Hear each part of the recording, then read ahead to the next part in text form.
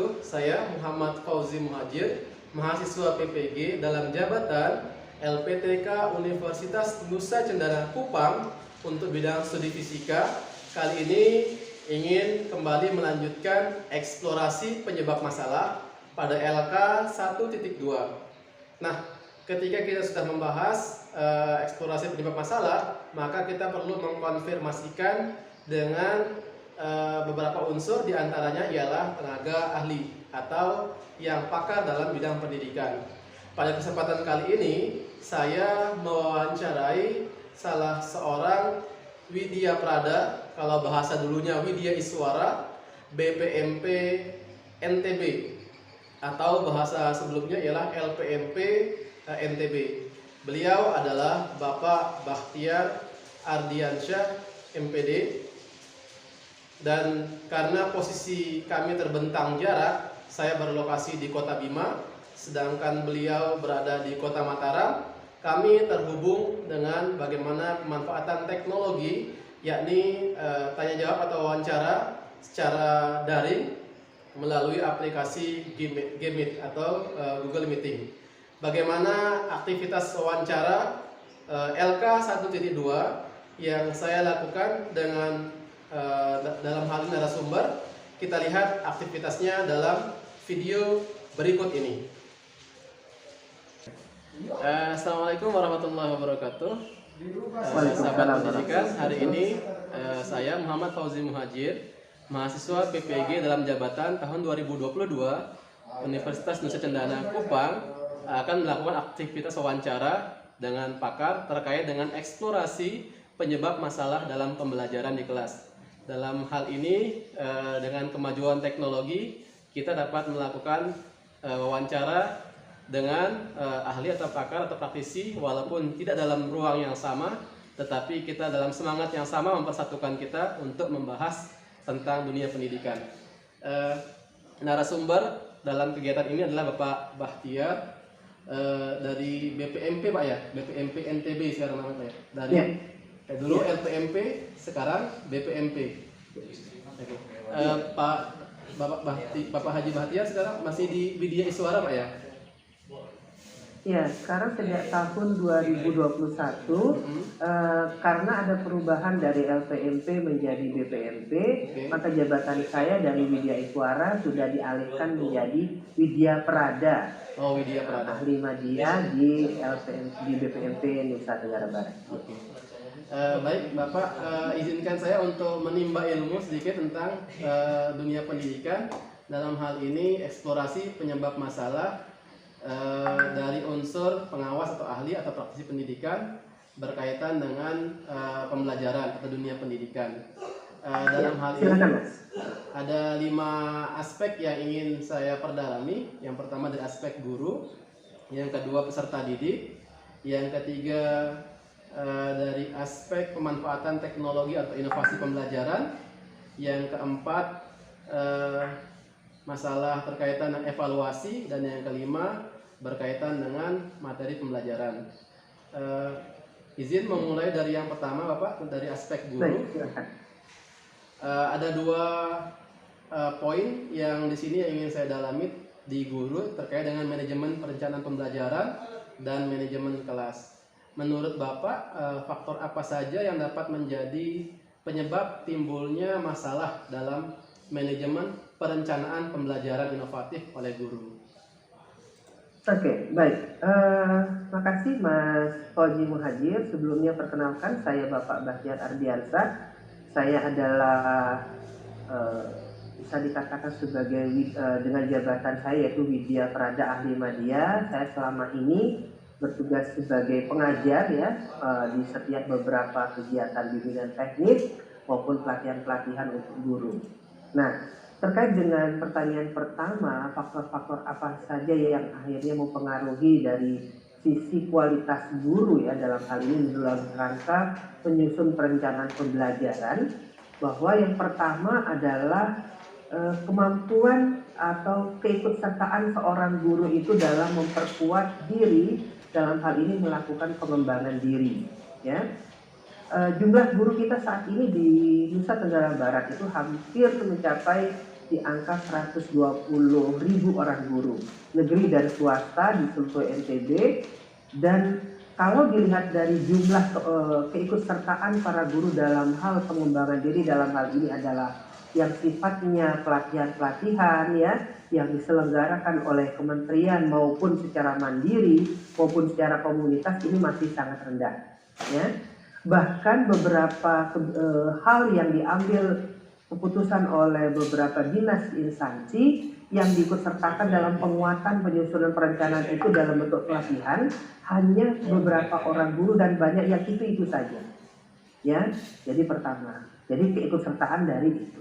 Yang kedua, regulasi yang ditetapkan oleh pemerintah saat itu dalam apalagi ketika penyusunan penerapan implementasi kurikulum 2013, ini kita teman-teman guru dibebankan pada menyusun harus dipersiapkan ya. Hitungan di masa itu ada 10 item yang harus dilaksanakan, mulai dari menyusun identitas sekolah, identitas diri, kemudian ada yang namanya kompetensi inti, kemudian ada kompetensi dasar, ada indikator ya, kemudian ada tujuan pembelajaran sampai ke aspek penilaian. Itu menjadi beban yang kami juga dapatkan input dari teman-teman guru, menjadi sebuah kendala dalam menyusun perencanaan pembelajaran. Dan alhamdulillah terkait dengan regulasi akhirnya pemerintah sudah mengeluarkan solusinya, yaitu dengan melakukan penyederhanaan terkait dengan perencanaan pembelajaran yang hanya memasukkan 3 item saja, yaitu tujuan pembelajaran, kegiatan pembelajaran, dan penilaian. Dan itu sekarang sedang mulai diimplementasikan pada kurikulum Merdeka. Seperti itu yang kedua, aspek yang kedua, faktor kedua. Jadi tadi pertama pengembangan diri yang dilakukan oleh guru, yang kedua adalah bagaimana dari sisi regulasi.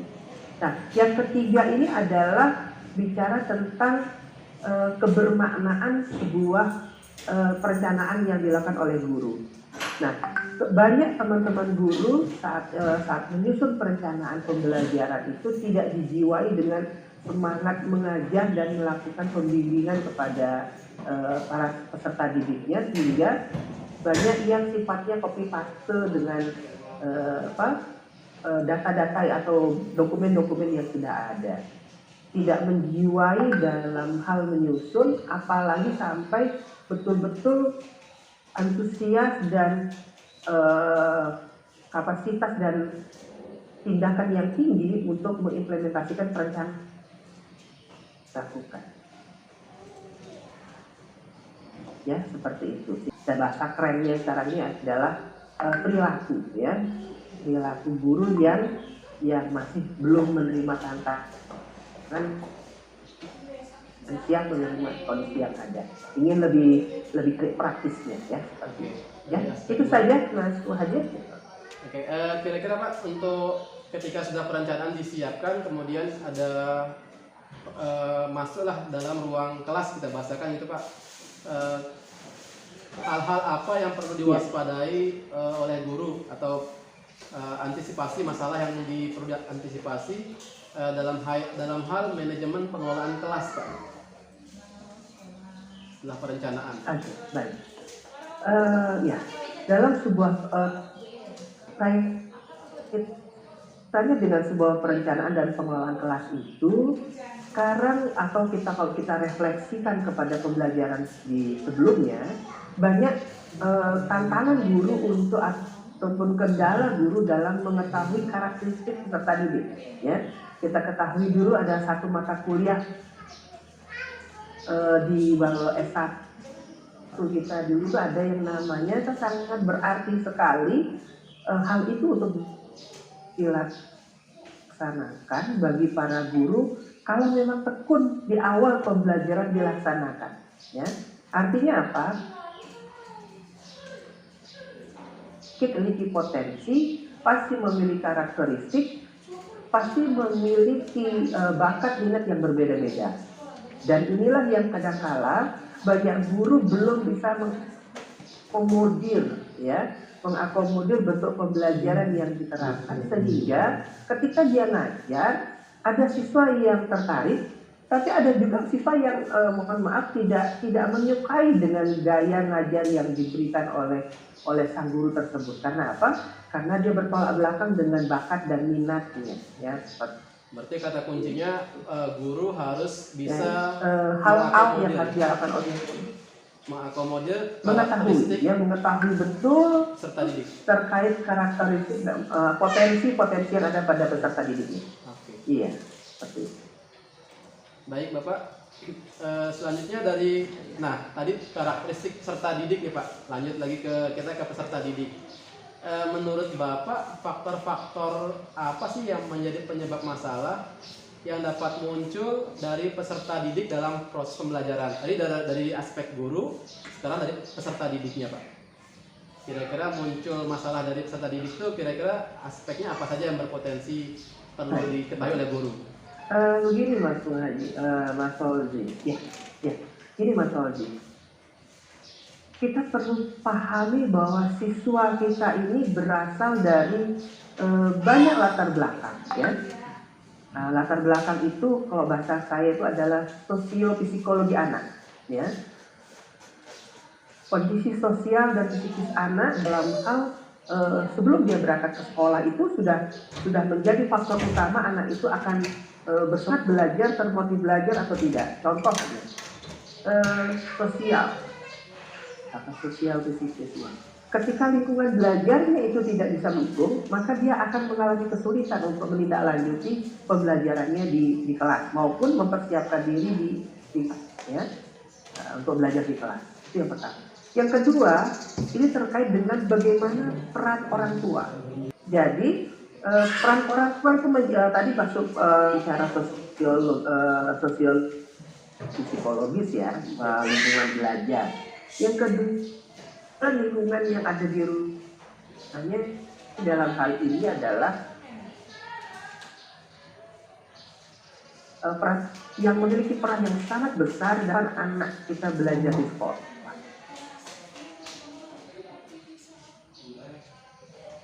Ya. Dan yang ketiga adalah yang menjadi faktor ketika anak itu dia siap dan antusias belajar. Dia itu didukung nggak dengan kalau bahasanya sekarang itu secara mental dan diri anak, terutama juga fisik anak itu dengan kalau bahasa saya asupan gizi lah, ya. Ya, dalam hal ini kebutuhan pribadi anak itu bisa disiapkan oleh orang tua sebagai amanah terhadap keberadaan anaknya di rumah, ya. Artinya apa? Ketika anak itu mau sekolah, tentunya kadang-kadang itu ada sebuah tagline atau sebuah program dari Gubernur NTB itu adalah gerakan sarapan pagi, ya. Nah, itu menjadi satu penting bahwa anak-anak itu sebelum belajar harusnya sudah berhal seperti itu. Ketika asupan gizi itu tidak siap, tidak ada, bahkan kalau masalahnya tidak ada, maka bagaimana dia akan menerima pembelajaran di kelasnya, ya, seperti maka banyak sekolah-sekolah yang saat ini peka terhadap kondisi tersebut, dia memberikan solusi dengan menyediakan atau membuat sebuah aktivitas yang namanya sarapan pagi bersama, ya. Itu. Baik. Jadi ada faktor kondisi sosiopsikologi siswa, kemudian keluarga, kemudian ada kesiapan tadi tentang nutrisi dan sebagainya. Psikis, ya. Selanjutnya tentang pemanfaatan teknologi atau inovasi dalam pembelajaran, Pak. Nah, apakah pertanyaan pertamanya ini untuk memasuki itu, apakah pemanfaatan teknologi dalam pembelajaran mutlak wajib dibutuhkan oleh guru? Oke. Ini pertanyaan ini menarik, ya, Mas, ya. Jadi di Indonesia itu betul-betul akhirnya seorang guru itu tertantang memanfaatkan teknologi ketika kita didera sebuah kondisi yang namanya pandemi COVID-19. Ya, saya yakin itu menjadi pemantik awal kita untuk bergeser dari yang namanya manual learning ini menjadi sebuah pembelajaran yang bisa online learning ya, atau kalau kita bisa biarkan dengan luring yang lebih banyak, sekarang juga diimbangi dengan daring ya, pembelajaran daring. Nah, konsekuensinya sudah sangat menjadi pemicu utama, dan akhirnya mau tidak mau guru itu saat ini sudah harus terbiasa dengan hal-hal yang bersifat online seperti itu ya. Maka akhirnya sekarang banyak guru terbuka pemikiran bahwa untuk memberikan materi-materi tertentu dia tidak harus dengan mencari buku textbooknya ya, karena kalau buku tema atau guru mungkin kadang-kala masih kurang, menjadi referensi yang masih kurang, tapi dia bisa dengan misalkan menonton YouTube ya, melihat cara-cara pembelajaran yang bagus di media sosial saat ini, dan juga oleh kementerian saat ini yang kita sudah paham, menteri kita ini kan selangkah lebih maju dari beberapa pendahulunya dengan menyiapkan yang namanya platform Merdeka Mengajar ya. Oke. Nah, platform ini mau tidak mau seluruh guru saat ini betul-betul harus memanfaatkan teknologi ya, seperti itu. Nah, jadi sekarang kalau ditanya bagaimana begitu. Kenapa? Karena kalau tidak dengan diimbangi dengan teknologi, maka guru-gurunya akan betul-betul merasakan ketertinggalannya. Apalagi sekarang tidak ada ujian nasional, yang diuji adalah literasi dan numerasi, yang dipastikan itu tidak cukup hanya dengan textbook yang selama ini digunakan oleh para siswa kita dengan buku guru dan buku siswa. Kita perlu dukungan bacaan-bacaan yang sifatnya itu electronic book yang bisa didapat dan dipakai dengan cara pemanfaatan IT tersebut.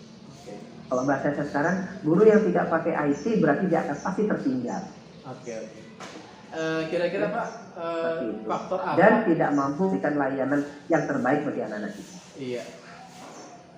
Masuk ke faktor-faktornya Pak, faktor apa saja yang menjadi penyebab guru mengalami kendala dalam pemanfaatan teknologi atau inovasi dalam pembelajaran ini? Ya, faktor yang pertama adalah habituasi atau sebuah perilaku yang umum saat ini dilaksanakan. Kalau bahasanya itu mental guru jadi faktor penentunya pertama. Apa yang menjadi mental mereka sekarang ini? Sudah merasa kecukupan dengan kondisi yang ada.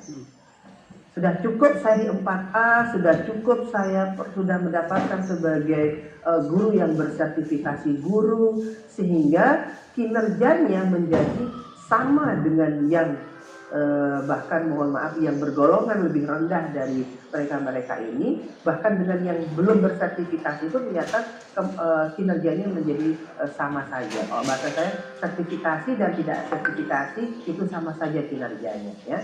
Nah, yang kedua adalah sudah ketertinggalan kemampuan awal ya. Kemampuan apa? Kemampuan awal apa? Di kemampuan IT-nya. Berbicara dari latar belakang pendidikan yang didapatkan pada saat masa perkuliahan ya. Tidak banyak guru-guru yang saat itu, yang sekarang lagi dikembangkan, itu mengembangkan dirinya dengan ikut mata kuliah lain ya, di luar pendidikan yang dia ikuti. Contoh misalkan seperti Mas Fauzi misalkan, jurusannya adalah fisika. Dipastikan mulai dari semester 1 kan ikut mata kuliah fisika saja. Tidak sempat terpikir mau mengambil mata kuliah di jurusan yang lain kalau bahasa saya. Misalkan jurusan multimedia kah, jurusan IT kah, apa atau sebagai pengembangan diri kita. Nah, ketika itu terjadi, maka ketika keterbaruan kondisi belajar ini menuntut IT, maka dia terkesan saya sudah lewat. Nah, itu ya. Kenapa? Masa usia juga ya. Usia produktif ya, yang sudah mencapai 50 tahun ke atas, ya teman-teman kita sudahlah, saya dulu masalahnya tidak ada pengetahuan ini, maka saya tidak siap untuk dibawa ke sana ya. Yang berikutnya adalah kesiapan dari sarana prasarana guru itu sendiri ya. Banyak guru sekarang masih beberapa senior kita itu dengan bermodalkan bukunya saja. Jadi itu ya faktor-faktornya mengapa guru-guru itu terkendala dengan IT ya. Pertama sudah kalau bahasa saya tuh, kalau bahasa kerennya itu apa ya? Sudah mentalnya dia seperti itu ya. Karakternya memang sudah seperti itu. Guru-guru senior ini sudah merasa cukup ya, bahwa saya sudah cukuplah di posisi 4A. Saya cukuplah, kan toh juga saya sudah sertifikasi ya. Kemudian sudah cukup lama punya pengalaman mengajar yang cukup lama, sehingga karena merasa punya kemampuan yang awal yang diperasa bagus, maka mau menggali lebih dalam lagi keilmuan itu menjadi rendah. Apalagi semua itu kalau ingin memperdalam harus melewati IT. Jadi ya sudah, saya dulu nggak paham katanya sudah ada di gabung dalam layanan IT dan saya nggak siap bisa. Yang kedua, memanfaatkan sertifikasi untuk peningkatan diri khususnya di IT juga menjadi rendah. Artinya apa? Dia bukannya tidak sanggup membeli perangkat IT yang bagus ya, bahkan dia mampu, tapi untuk anak-anaknya, bukan untuk dia ya. Anak-anaknya dikuatkan dengan hal itu, tetapi dirinya sendiri itu tidak mau diperkuat itu. Dampaknya apa? Dia menjadi terlambat ya. Banyak guru-guru yang berketerlambatan untuk hal bangkit kembali untuk menguatkan IT-nya ya, seperti itu. Nah, berikutnya lagi, ini kan banyak hadir guru-guru muda ya yang pada dasarnya juga sangat kuat dalam IT-nya. Banyak guru-guru yang senior ini akhirnya bahasa saya itu adalah memiliki ketergantungan dengan kelompok guru-guru muda ini, sehingga apapun yang berbasis IT selalu ada mas ini, ada pak guru ini, ada. Dia sendiri tidak tergerak untuk juga memperkuat dirinya. Nah, itu yang jadi penghambat para guru kita untuk hal tersebut ya. Jadi bukan karena biaya uangnya, karena pemerintah sudah memberikan sertifikasi, tapi menindaklanjuti hasil sertifikasi itu yang ke arah kepada penguatan diri yang masih rendah ya. Berkaitan dengan evaluasi nih Pak, evaluasi pembelajaran. Pada bagian ini saya ingin menghimpun penyebab atau masalah yang muncul pada persiapan, proses, dan tindak lanjut dari evaluasi pembelajaran. Kira-kira hal apa yang sering berpotensi terjadi pada guru pada saat menyusun instrumen evaluasi? Baik. Kita bicara sekarang mengenai alat evaluasi. Alat evaluasi itu betul kata Mas Maudi bahwa harus dengan perencanaan yang bagus ya. Kemudian harus dilaksanakan dengan proses yang benar, dan ketika sudah dilaksanakan harus ditindaklanjuti ya, harus ditindaklanjuti. Nah, sekarang kita bicara dari sisi perencanaan. Banyak guru kita itu sangat paham. Bahkan kalau saya tanya berapa jenis penilaian yang akan dilaksanakan, jawabannya 100 semua. Dipastikan penilaian kognitif, penilaian psikomotor atau keterampilan dan afektif itu dilaksanakan. Hafal semuanya teman-teman guru itu, saya yakin. Tetapi bagaimana menyusun evaluasi kognitif yang benar, yang variatif ya, lalu menyiapkan sebuah instrumen psikomotori atau keterampilan yang bagus sesuai dengan materi ya, itu menjadi sebuah permasalahan karena apa? Jarang dilaksanakan. Jadi frekuensi mempersiapkan itu yang tidak rajin untuk melakukan itu ya. Jadi kembali faktor awal itu adalah karakteristik, dalam hal ini perilaku ya, perilaku guru. Jadi apakah dari sisi pengetahuan dia tahu ya, tetapi untuk mempersiapkan itu yang tidak disiapkan. Yang kedua, faktor berikut, perencanaan dari sisi perencanaan penilaian itu harus sejalan dengan perencanaan pembelajaran tentunya. Nah, dalam hal ini pun kalau sudah perencanaan awal gaya cara mengajarnya yang juga belum jelas yang mau dilaksanakan, pasti alat ukurnya juga menjadi tidak tersiapkan dengan baik ya. Itu secara teks kita melihat dari aktivitas guru. Yang kedua adalah pengetahuan awal guru dalam hal menyusun instrumen ini yang masih rendah ya. Dalam hal apa kaitannya? tidak banyak memang lembaga-lembaga kelompok-kelompok guru, komunitas guru yang memberikan layanan bagaimana cara menyusun instrumen yang benar, ya. Jadi menguatkan pengembangan dirinya dalam hal dalam komunitasnya teman-teman guru ini yang kita ketahui ada MGMC, ya, ada KKG, ada mungkin juga kelompok-kelompok guru. Kalau misalkan saya dulu tuh ada kelompok guru kimia, kelompok guru fisika, ataupun dari organisasi kata itu PGRI maupun IGI ataupun FSGI atau apa itu yang khusus memperkuat tentang bagaimana menyusun instrumen yang benar, itu juga masih terbatas, ya, itu. Dan yang ketiga, nah ini yang ketiga, kadang-kala guru jenuh, Mas, membuat soal susah, siswanya nggak bisa jawab. Membuat soal kemudahan nanti tidak sesuai dengan target, ya, seperti itu. Nah, ini jadi kendala, ya. Sehingga akhirnya karena dikejar dengan indikator, nah ini sekarang permasalahan dalam sebuah perencanaan, karena dikejar dengan pemenuhan target KKM, maka instrumen yang dibuat pun menjadi tidak memenuhi standar yang tidak disusun oleh berdasarkan apa yang mau menjadi tujuan pembelajaran. Dampaknya apa? Guru tidak membuat, tetapi malah nyontek punya orang yang dia sendiri juga tidak tahu jawabannya. Sebentar, saya lanjut Mas Fauzi, ya. Jadi tidak mampuan guru dalam menyusun soal karena pelatihan yang jarang, akhirnya banyak mengkompase punya atau kepemilik dari orang lain, ya. Yang ternyata sang guru ini tidak mampu dalam melakukan kenapa ini soal ini diberikan, apakah sudah sesuai dengan indikator yang mau dicapai atau tidak, ini jadi masalah jadi ya, sehingga wajar saja kejadian-kejadian ini banyak siswa yang mengeluh si soal yang mau diujikan itu tidak sesuai dengan atau tidak pernah diujikan dalam bentuk pembelajaran yang diberikan, ya. Materinya nggak diberikan, tiba-tiba soalnya muncul, nah sering itu kebanyakan, ya. Nah itu kenapa? Karena seringkali soal yang disusun bukan berdasarkan analisis awal dalam persiapan penyusunan soal, tetapi mengambil dari soal-soal yang sudah jadi. Soalnya ada, kunci jawabannya ada, cara pembahasannya ada, tinggal caplok, tinggal ikut. Kemudian akhirnya dia sendiri tidak boleh berpikir apakah soal ini sudah sesuai dengan KD maupun indikator yang dirumuskan.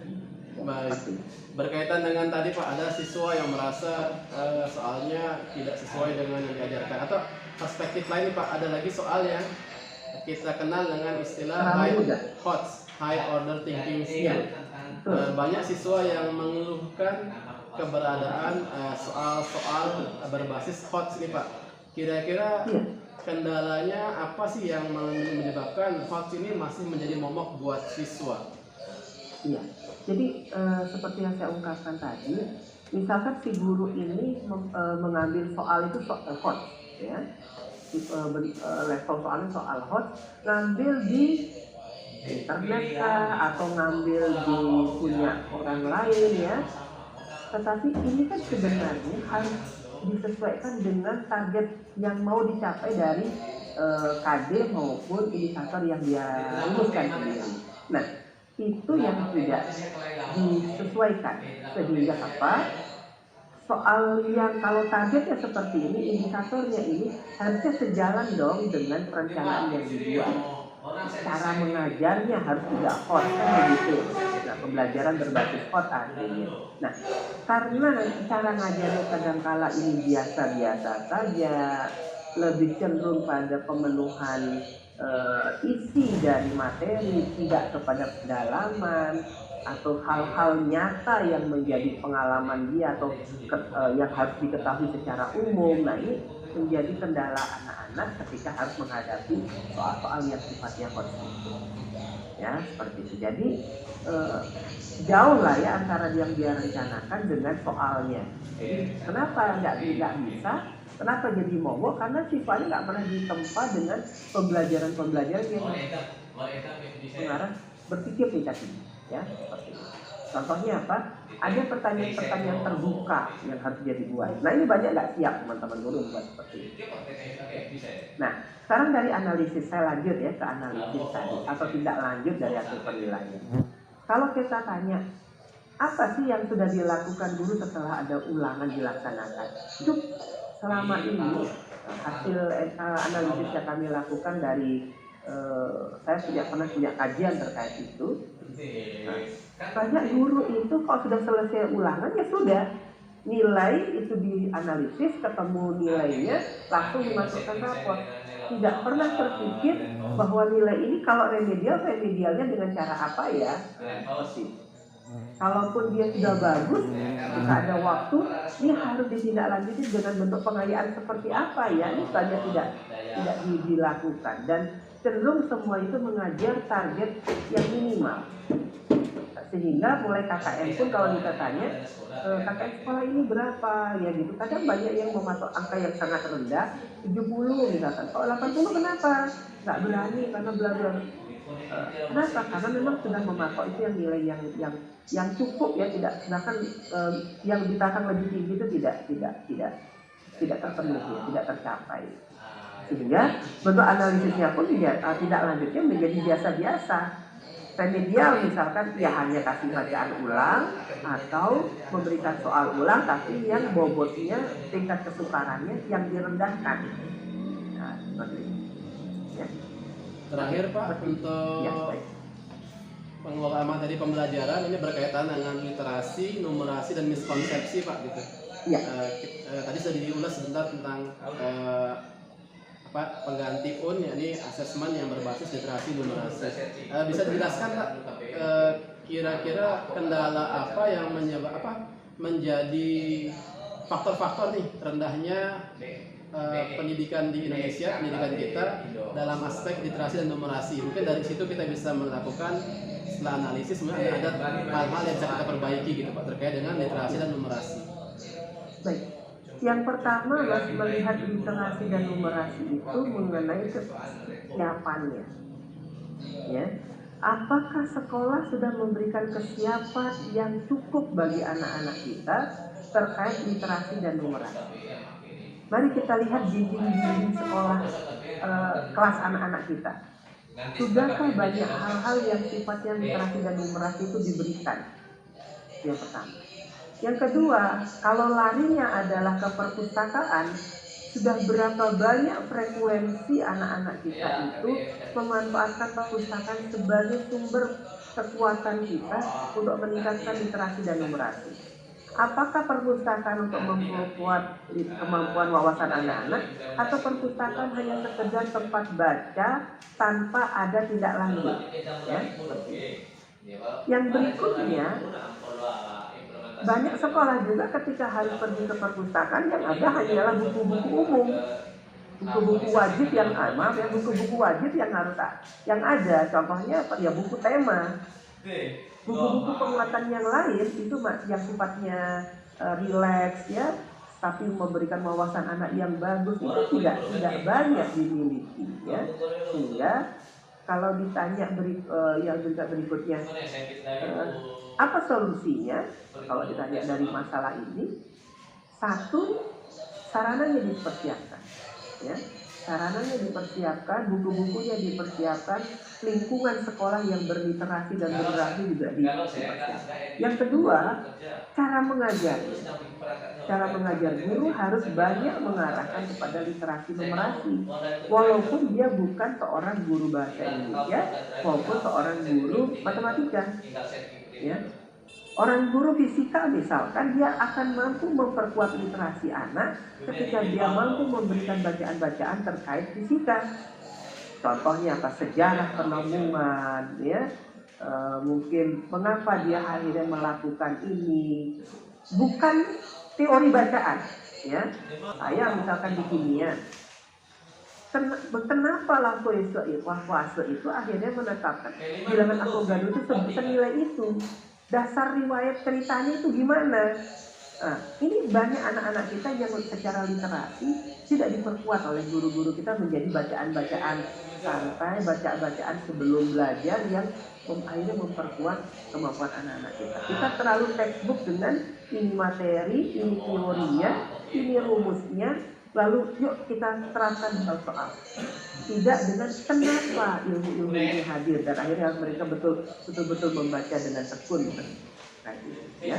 Dan keberhasilan apa yang sudah dilakukan oleh para ilmuwan selanjutnya? Nah, ini yang artinya apa? Tadi sarana, yang kedua cara membelajarkannya yang masih tidak ada. Oke. Selesai itu. Baik, terima kasih Pak informasinya berkaitan dengan pendalaman materi tentang pembelajaran. Hal-hal informatif banyak sekali yang kami dapatkan di sini. Sekali lagi dari diskusi atau wawancara saya dengan narasumber yakni Bapak Haji Bahtiar Ardiansah MPD Pak ya, terkait dengan pembelajaran dari Widya Prada BPMP Provinsi NTB. Saya mendapatkan banyak informasi tambahan dan mudah-mudahan kita juga semua menjadi generasi terpelajar yang tercerahkan dengan hal ini. Dan tadi ada pesan beliau terkait dengan bagaimana kita menjadi guru, apapun pangkat dan jabatan kita, jangan sampai kita berhenti atau tidak mau melakukan perubahan. Jangan di comfort zone saja. Closing statement mungkin Pak, pesan buat kami, khususnya dan guru pada umumnya terkait dengan pembelajaran ini. Oke, baik. Buat teman-teman guru, baik itu yang saat ini sudah dalam posisi yang terbaik ya saat ini maupun yang sedang berjuang mengarah ke sebuah perubahan. Pertama adalah jadilah agen-agen perubahan dalam dunia pendidikan. Karena kita pun dalam agama kita sudah dijelaskan mengaji itu harus sesuai dengan persiapkannya, itu harus sesuai dengan zamannya anak kita nanti. Jadi kalau cara mengajar kita masih sama dengan yang dulu-dulu, tidak untuk mempersiapkan cara anak kita menghadapi masa depan, maka dipastikan kita akan mempersiapkan anak-anak yang juga menjadi rendah. Yang kedua, apa yang dilakukan oleh para guru ibaratnya sebuah lukisan, melukis masa depan anak-anak kita. Maka dari itu, lukisan itu tentunya harus terencana dengan bagus dan menghasilkan gambaran yang bagus. Dan gambaran masa depan anak-anak kita berada di tangan guru saat ini. Semoga para guru bisa menjadi penggerak yang menggerakkan nasib bangsa ini ke arah yang lebih baik. Demikian. Baik, sekali lagi, ya, Waalaikumsalam warahmatullahi. Terima kasih sekali lagi. Demikian wawancara yang dapat saya lakukan dengan narasumber. Semoga bermanfaat. Assalamualaikum warahmatullahi wabarakatuh.